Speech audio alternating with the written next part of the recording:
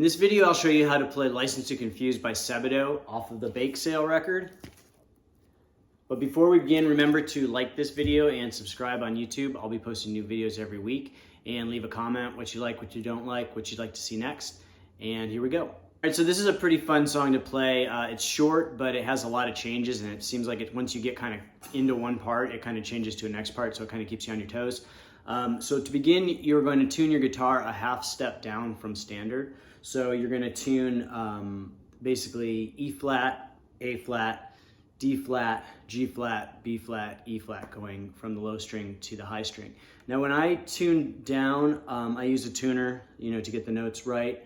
And then if I turn the tuning knob down to tune the note down, I like to go below the note that I'm going to. So like if you're going to an E flat here, I like to go below the E flat and then turn the tuning knob back up to the E flat.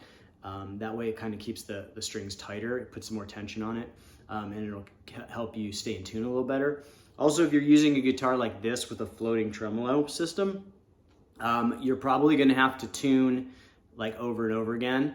What happens is when you tune one string, it changes the whole tension on the guitar, which actually it does in any guitar, but with the floating tremolo, it makes it even worse. So when you change one string and get it in tune, then it's gonna affect the other strings. And then by the time you get to the bottom string, the first string you tuned is out of tune again. So if you just keep doing it over and over again, you'll get closer and closer in tune to the point where it should stay in tune pretty well. So the first part, the intro and the verse of the song, has this cool little riff that goes like this.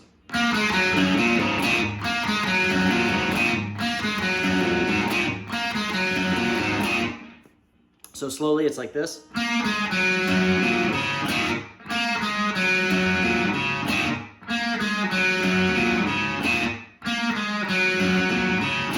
And then for the chorus, you're gonna do just power chords. And so after you play that verse part several times, you go to a G power chord and then to an E minor. So.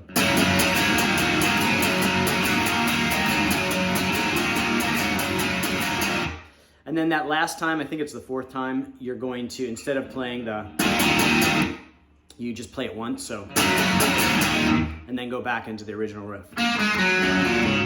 So the chorus sounds like this.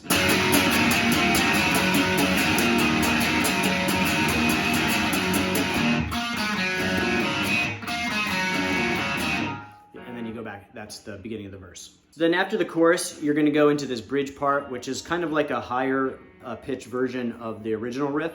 So from the chorus, it goes.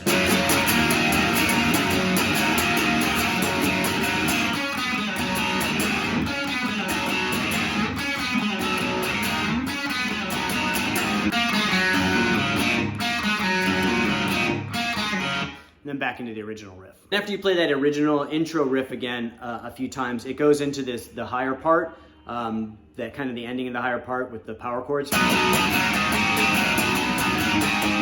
So it sounds like this.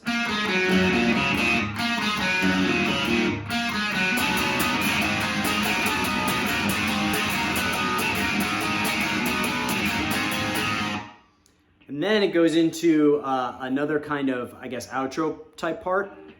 And you're gonna play these octaves. So you're basically kind of playing a power chord, or actually just it's the power chord form with a root on the A string. So you're basically playing a B, but what you're gonna do is you're going to mute the in-between string. So you're gonna be muting the D string, which does an octave. So the second fret on the A string and the fourth fret on the G string are the same note, just an octave higher. And so you're basically playing those two and then muting the in-between string with your first finger. So your first finger's playing on the A string, muting on the D string, and then your ring finger is playing on the fourth fret of the G string. So then it goes to this outro part.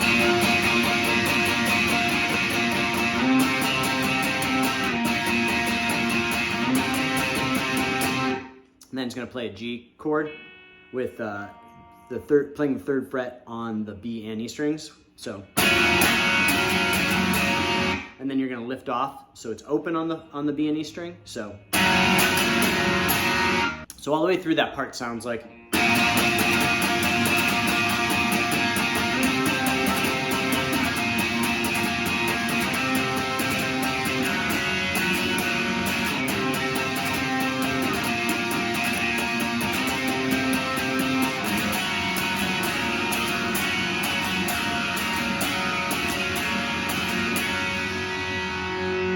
And that's the end of the song. So one more time through that outro.